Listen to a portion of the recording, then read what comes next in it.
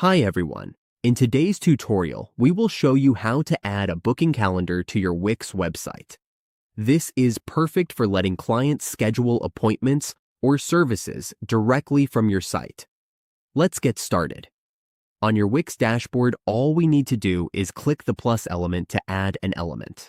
From here, we will scroll down until we find the booking section. We can see the calendar option right here. We will click on it to add a booking calendar to our site. We just need to choose the style we want. Since we only need one, we will go with this option. We just need to click this to add it to our site. Let's add it again and drag it up here. Now, let's add the services. At this point, we cannot see the calendar yet because we do not have an active plan. Managing services requires a plan, as you can see from the loading screen.